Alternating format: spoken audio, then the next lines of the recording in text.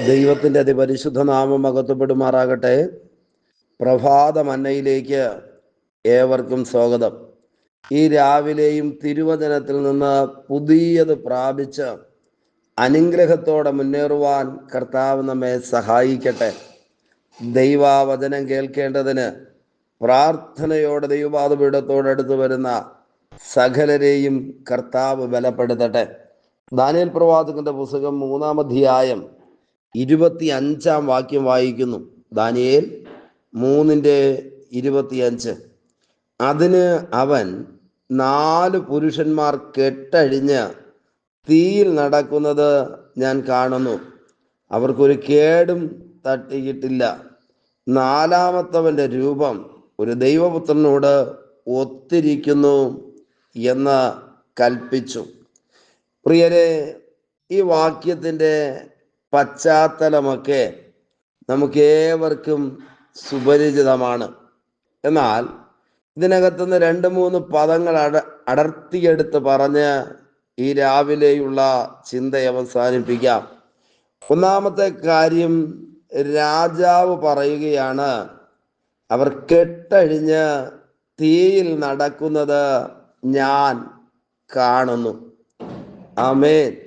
അവർ നടക്കരുതെന്നും മുൻപോട്ട് പോകരുതെന്നും ഇനി ജീവിക്കരുതെന്നും ചിന്തിച്ച് കൈകാലുകൾ ബന്ധിച്ചു. തീക്കകത്തേക്ക് അവരെ എറിയുവാനിടയായി തീർന്നു.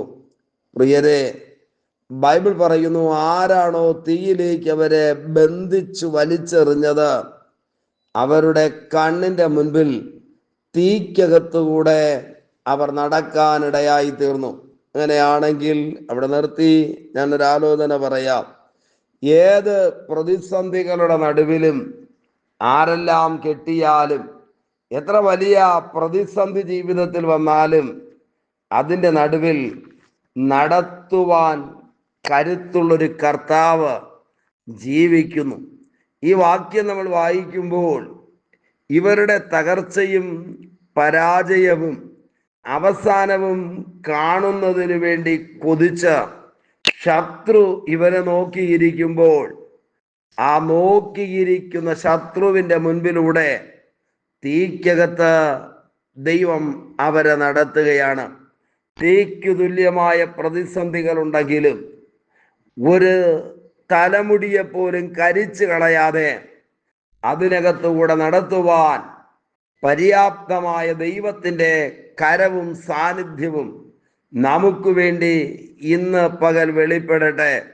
നിങ്ങൾ പുറത്തു വരത്തില്ലെന്നും കെട്ടപ്പെട്ട് തകർന്നു പോകുമെന്നും പിശാച് വെല്ലുവിളിക്കുന്നെങ്കിൽ ഈ വാക്യത്തിൽ നിന്ന് ഞാൻ പറയാം, ഏത് തീയുടെ നടുവിലും നടത്തുവാൻ കരുത്തുള്ള ഒരു ദൈവം നമുക്ക് വേണ്ടി ജീവിക്കുന്നു. നിശ്ചയമായിട്ടും ദൈവ കരങ്ങളിലേക്ക് ഏൽപ്പിക്കാമോ? ശത്രു അത്ഭുതപ്പെടുമാറ്, ശത്രു അതിശയിക്കുമാറ് തീക്കകത്തുകൂടെ ദൈവം തൻ്റെ ജനത്തെ നടത്തുകയാണ്. ഞാൻ പറഞ്ഞത്, തീ പ്രതികൂലമായാണ് കത്തിയതെങ്കിലും ഇവരുടെ കെട്ടുകളെ പൊട്ടിക്കുവാൻ തീ കാരണമായി. മാത്രമല്ല, ആ തീക്കകത്തുകൂടെ ഈ ദൈവഭക്തന്മാർ നടക്കുവാനിടയായി തീർന്നു. അങ്ങനെയാണെങ്കിൽ ഇന്ന് പകൽ ചില കെട്ടുകളെ ദൈവം പൊട്ടിച്ച് പ്രതിസന്ധികൾക്കകത്തുകൂടെ നടത്തുവാൻ ദൈവം കരുത്തനാണെന്ന് നാം തിരിച്ചറിയണം.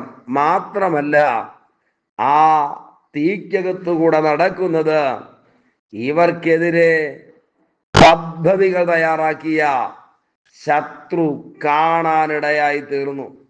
അപ്പോസ്തലപ്രവൃത്തി 3-ാം അധ്യായം 9-ാം വാക്യം വായിക്കുമ്പോൾ എഴുതിയിരിക്കുന്നത്, അവൻ നടക്കുന്നതും ദൈവത്തെ പുകഴ്ത്തുന്നതും ജനമൊക്കെയും കണ്ടു. അപ്പോസ്തലപ്രവൃത്തി 3-ാം അധ്യായത്തിനകത്ത് അമ്മയുടെ ഉദരം മുതൽ നടക്കാൻ കഴിയാത്ത മുടന്തനായ മനുഷ്യന്റെ ചരിത്രമാണ് രേഖപ്പെടുത്തിയിരിക്കുന്നത്. എന്നാൽ വിടുതലിന്റെ മണിക്കൂറുകളിൽ ദൈവപ്രവൃത്തിയുടെ സമയത്ത് അവന്റെ ജീവിതത്തിൽ സംഭവിച്ച മഹാ അത്ഭുതത്തെ കുറിച്ചാണ് എഴുതിയിരിക്കുന്നത്. അവൻ നടക്കുന്നതും ദൈവത്തെ പുകഴ്ത്തുന്നതും ജനമൊക്കെയും കണ്ടു. ആമേൻ. എന്ന് പറഞ്ഞാൽ ജനം മുഴുവനും കാണത്തക്ക നിലയിൽ ഈ സുന്ദരമെന്ന ദേവാലയത്തിന്റെ മുൻപിൽ ഭിക്ഷയാചിച്ചു കൊണ്ടിരുന്ന മനുഷ്യനെ ദൈവം നടത്തുവാനിടയായി തീർന്നു. എത്ര പേർക്ക് ഇന്ന് പ്രഭാതത്തിൽ ഈ തിരുവചനം ഏറ്റെടുക്കുവാനായി കഴിയും? ഇന്നലെ വരെ ജനമെല്ലാം കണ്ടത് ആലയത്തിന്റെ മുൻപിൽ വല്ലതും തരണേ എന്ന് പറഞ്ഞ് കാലുകൾ കുഴഞ്ഞ് നടക്കുവാൻ കഴിയാതിരുന്ന മനുഷ്യനാ.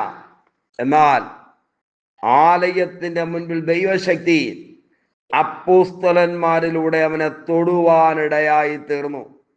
ഈ ദൈവശക്തി അവന്റെ മീതെ വ്യാപരിച്ചപ്പോൾ അവന്റെ മീതെയുണ്ടായിരുന്ന പൈശാചിക നുഖങ്ങൾ, മുടന്തിന്റെ ആത്മാവ്, നാളുകൾ കൊണ്ട് അവനെ ഇരുത്തിക്കളഞ്ഞ ശക്തി അവനെ വിട്ട് മാറുവാനിടയായി തീർന്നു.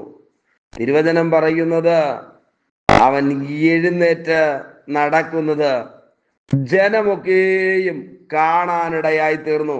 അങ്ങനെയാണെങ്കിൽ സമൂഹം കാണുമാറ്, ജനം കാണുമാറ്, ഇന്നലകളിൽ പ്രതിസന്ധി എന്ന് ലോകം മുഴുവനും പറഞ്ഞ ഇടത്ത് അതേ ജനം കാണുമാറ് നടത്തുവാൻ, അല്ല ജയോത്സവമായി നടത്തുവാൻ ശക്തനായ ഒരു ദൈവം നമുക്ക് വേണ്ടി ജീവിക്കുകയാണ്. പ്രിയരെ, ഇന്ന് രാവിലെ കർത്താവിൻ്റെ ബലമുള്ള കരങ്ങളിലേക്ക് ഏൽപ്പിച്ചു കൊടുക്കാമോ? എത്ര സിംഹത്തിന് തുല്യമായ പ്രതിസന്ധികൾ ജീവിതത്തിന് അകത്ത് കയറി വന്നാലും, തീച്ചൂളയ്ക്ക് തുല്യമായ പ്രതികൂലങ്ങളിലൂടെ കടന്നു പോകേണ്ടി വന്നാലും, ഈ വാക്യം എഴുതിയിരിക്കുന്നു, ആയുസിന്റെ ആരംഭത്തിൽ തന്നെ കയറി പറ്റിയ മുടന്തിന്റെ ശക്തി ഭയാനകമായി കണ്ണിന്റെ മുൻപിൽ ഉണ്ടെങ്കിലും ഏത് സാഹചര്യത്തിലും കൈക്ക് പിടിച്ച് നടത്തുവാൻ കരുത്തുള്ള ബലമുള്ള ദൈവത്തിന്റെ കരങ്ങളിലേക്ക് ഏൽപ്പിച്ചു കൊടുക്കാമോ? ഈ രണ്ട് വാക്യങ്ങൾക്കകത്തും എഴുതിയിരിക്കുന്നത് ജനം കണ്ടു. എന്താ കണ്ടത്? ഇന്നലകളിൽ ഇരുന്നു പോയ മനുഷ്യൻ, ഇന്നലകളിൽ ആർക്കും വേണ്ടാതെ ഒതുക്കിയിട്ടിരുന്നൊരു മനുഷ്യൻ നടന്നും തുള്ളിയും കൊണ്ട് ദൈവത്തിന്റെ ആലയത്തിലേക്ക് പ്രവേശിക്കുവാൻ ഇടയായി തീർന്നു. അങ്ങനെയാണെങ്കിൽ കരഞ്ഞ് വേദനിച്ച് തകർന്ന് പ്രതിസന്ധികൾക്കകത്ത് എന്തു ചെയ്യണമെന്നറിയാതെ ആകുലതയോടെ നിങ്ങൾ ഈ സന്ദേശം കേൾക്കുന്നെങ്കിൽ ഞാൻ ഉറപ്പോടെ പറയാം, തീച്ചൂളയ്ക്കകത്ത് ഭക്തന്മാരെ നടത്തിയൊരു ദൈവമുണ്ട്. അവരെ നിന്ദിക്കുകയും പഴിക്കുകയും ചെയ്ത ശത്രുവിന്റെ ഇഷ്ടത്തിനേൽപ്പിച്ചു കൊടുക്കാതെ നടത്തുവാൻ കരുത്തുള്ള ദൈവത്തിന്റെ ബലമുള്ള കരം അവർക്ക് വേണ്ടി വെളിപ്പെട്ടെങ്കിൽ ഇന്ന് പ്രഭാതത്തിൽ വലിയ ദൈവപ്രവൃത്തിയും ദൈവികാത്ഭുതവും നമുക്ക് വേണ്ടി ചെയ്തരുവാൻ നമ്മുടെ ദൈവം ശക്തനാണെന്ന് നാം തിരിച്ചറിയണം. എത്ര പേർ ആമേൻ പറഞ്ഞ് ദൈവത്തെ സ്തുതിക്കുന്നു? അപ്പോസ്തല പ്രവൃത്തിക്കകത്ത് വരുമ്പോഴും അത് ആവർത്തിച്ചെഴുതിയിരിക്കുകയാണ്. ആമേൻ. അപ്പോസ്തലന്മാരുടെ ശുശ്രൂഷയിലൂടെ ആലയത്തിന്റെ മുൻപിൽ നടക്കാൻ കഴിയാതിരുന്ന മനുഷ്യൻ, പല വർഷങ്ങൾ കൊണ്ട് മുന്നേറ്റമില്ലാതിരുന്ന മനുഷ്യൻ, ആരെല്ലാം അവനെ കളിയാക്കിയോ, ആരെല്ലാം അവനെ പരിഹസിച്ചോ, ആരെല്ലാം ഇവൻ ഒരു ശാപമെന്ന് പറഞ്ഞുവോ, അവരുടെ മുൻപിൽ നടക്കാനിടയായി തീർന്നു. അങ്ങനെയാണെങ്കിൽ ഞാൻ പറഞ്ഞ ആലോചന ഇതാണ്: എത്ര കടികട്ടിയായ പ്രതിസന്ധികളുടെ നടുവിലും ജയോത്സവമായി നടത്തുവാൻ കരുത്തുള്ള ദൈവത്തിന്റെ ബലമുള്ള കരങ്ങളിലേക്ക് ഏൽപ്പിച്ചു കൊടുക്കാമോ? നിശ്ചയമായിട്ടും ദൈവം തന്റെ ജനത്തിന് വേണ്ടി പ്രവർത്തിക്കുക തന്നെ ചെയ്യും. പ്രാർത്ഥിക്കാം ദൈവത്തോട്. പരിശുദ്ധ ദൈവമേ, സ്വർഗസ്ഥപിതാവേ, ഈ സന്ദേശം കേട്ടുകൊണ്ട് പ്രാർത്ഥിക്കുന്ന മുഴുവൻ പേരെയും ദൈവകരങ്ങളിലേക്ക് ഏൽപ്പിക്കുന്നു. ഓരോരുത്തരെയും അനുഗ്രഹിക്കണമേ. ഇത് ദൈവപ്രവൃത്തിയുടെ പകലാക്കും. അധികാരമുള്ള യേശുവിന്റെ നാമത്തിൽ പിതാവേ, ആമേൻ, ആമേൻ. Okay, God bless you. ദൈവമായ കർത്താവ് എല്ലാവരെയും ധാരാളമായി അനുഗ്രഹിക്കട്ടെ. ആമേൻ, ആമേൻ.